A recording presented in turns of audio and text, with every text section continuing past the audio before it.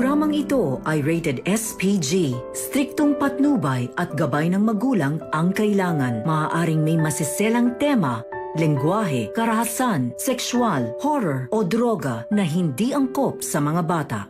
Malaman na kaya nila Annalyn kung nasaan ang kinaroroonan ni Harry at Lynette upang iligtas sila sa kamay ni Carlos? Magandang araw at eto na nga tayo sa ating pinakaabangang tugpo sa Abot Kamay na Pangarap. Welcome to my channel. Please don't forget to like, comment, and click the bell button para lagi kayong updated sa aking mga videos. Samantala, nanaig pa din ang pagiging isang anak ni Harry para kay Carlos kaya hindi niya sinabi ang katotohanan sa mga tanod na nagpunta sa bahay nila ang tungkol sa nangyayari sa loob ng bahay. Sinabi ni Harry na siya ang hinahanap ni Doc Carlos na anak niya dahil ang akala ng mga tanod ay nawawala ito kaya napasugod sila sa bahay ni Carlos para sana matulungan nila ito dahil ang buong akala nila ay may nangyaring hindi maganda kay Harry. Ngunit nagsawalang kibo din si Harry at hindi niya sinabi ang ginawa ni Carlos kay Lynette na kinidnap ito ng ama niya. Kaya umalis na lang ang mga tanod na walang kaalam-alam sa nangyayari at kahit si Arman ay napaniwala nilang may sakit si Lynette sa pag-iisip. Habang sa loob naman ay sinasaktan ni Carlos si Lynette dahil buong akala ni Lynette ay magsusumbong na si Harry sa mga tanod dahil mas mabuting tao ito kesa sa ama niyang si Carlos. Ngunit nang bumalik si Harry sa loob, hindi niya kasama ang mga tanod at sinabi niya kay Carlos na hindi niya ito isinumbong. Napayakap naman si Carlos kay Harry sa tuwa at ipinagpasalamat niya ang ginawa nito. Hindi naman makapaliwala si Lynette sa narinig niya at napatingin siya kay Harry. Ikinadismaya niya ito. Pinanghinaan ng loob si Lynette dahil mas kinampihan ni Harry ang ama niyang si Carlos. Naitanong niya kay Harry kung bakit hindi siya nagsumbong at kung bakit hindi niya ginawa ang tama. Hindi naman makakibo si Harry sa sinabi sa kanya ng tita Lynette niya. Sinabihan naman ni Carlos si Lynette na tumigil ka na dahil anak ko si Harry, ako ang ama niya. Umaasa ka bang isusumbong ako ni Harry? Napakawalang utang na loob naman niya kung gagawin niya yun sa akin na isusumbong ako. Kaya walang nagawa si Lynette kundi ang mapaiyak nang dahil sa mga ginawa sa kanya ni Carlos na pananakit. Samantala sa East Ridge Hospital, sobra nang nag-aalala si Annalyn sa nanay Lynette niya dahil hindi pa rin nila ito makontak si Harry. At patuloy silang nag-aantay na magkaroon ng signal si Harry para malaman nila ang kinaroroonan nito gamit ang tablet na naiwan ni Harry. Iniisip naman ni Regan na baka nagkampihan na ang mag-amang Carlos at Harry dahil kung kailan nila ito hinahanap saka naman walang signal siya. Umaasa si Annalyn na gagawin ni Harry ang tama dahil naniniwala siya na iba siya sa ama niyang si Carlos. Samantala sa bahay nila Carlos sa San Rafael, muli nilang iginapos si Lynette sa itaas ng kwarto para hindi na ito makatakas pa. Nakiusap si Harry kay Carlos kung pwede niyang kausapin ang tita Lynette niya. Pumayag naman si Carlos pero sinabihan niya si Harry na wag niyang gagawin na pakawalan ang tita Lynette niya kundi malilintikan ka sa akin. Naunawaan naman ni Harry ang sinabi ni Carlos kaya sinabihan niya ito na wag kang mag-alala dad, hindi ko gagawin yon. Habang si Lynette naman ay nakatingin lang sa mag-ama. Bumaba na si Carlos at naiwan si Harry at umupo siya sa harap ng tita Lynette niya. Maya-maya humingi ng pasensya si Harry sa tita Lynette niya dahil sa ginawa sa kanya kanina. Iniisip niya kasi na pwede niyang pakiusapan ang daddy Carlos niya na pakawalan na lang siya dahil umaasa pa din si Harry na may natitira pang kabutihan sa puso ng ama niyang si Carlos. Alam niya na pakikinggan siya nito kaya makikiusap siya dito. Umiiyak naman na sinabihan ni Lynette si Harry na makinig ka sa akin Harry, hindi na siya yung daddy mo na nakilala mong mabait. Huwag kang makikinig sa kanya, iba na siya.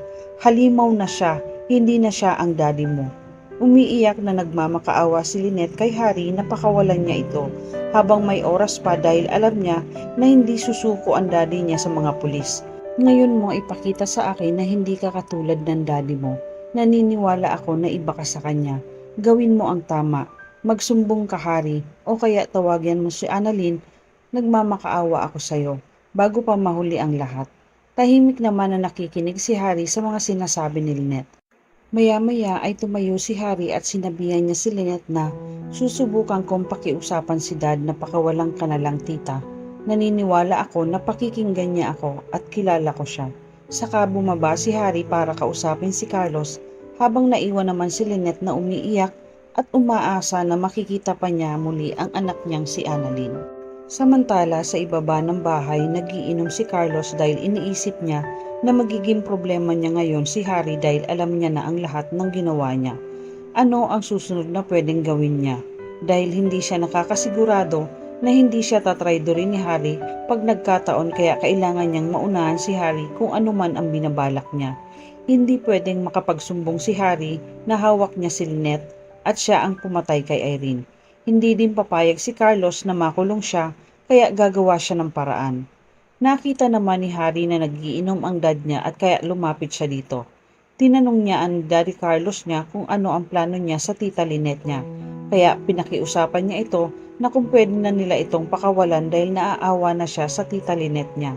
Natigilan naman si Carlos sa pakiusap ni Harry.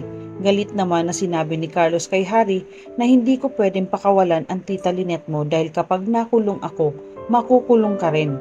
Damay ka na dahil sa ginawa mong pagtatakip sa akin. Kaya wag mong ipilit ang gusto mo dahil hindi ko gagawin ang pakawalan ang tita Lynette mo. Hindi naman matanggap ni Harry na damay na siya sa ginawa ni Carlos at maaari din siyang makulong. Sabi ni Harry na hindi totoo yan, Dad, wala akong ginagawang masama. Dahil ang akala ko, mapakikiusapan kita na pakawalan na natin si tita Lynette, kaya hindi ako nagsumbong sa mga tanod kanina. Maawa ka sa kanya, Dad. Nangako naman si tita Lynette na hindi kanya ipapakulong basta pakawalan mo lang siya at para malinis mo na rin ang pangalan mo sa kanila na hindi mo sinasadya ang mapatay si tita Irene. Sabi naman ni Carlos kay Harry na pinaniniwalaan mo ba siya sa mga sinasabi niya sa'yo? Galit naman na sinagot ni Harry si Carlos na, oo, mas naniniwala ako sa kanya kesa sa'yo.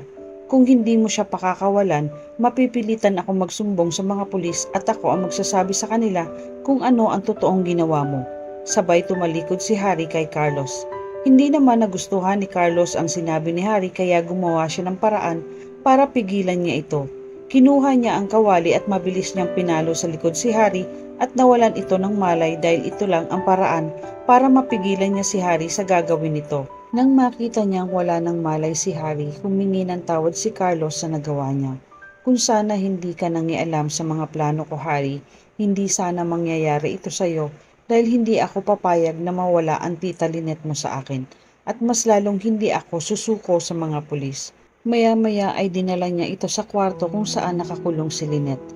Ikinagulat ni Lynette nang makita niyang walang malay si Harry, kaya galit na galit si Lynette kay Carlos at sinabihan niya na ito na anong ginawa mo kay Harry.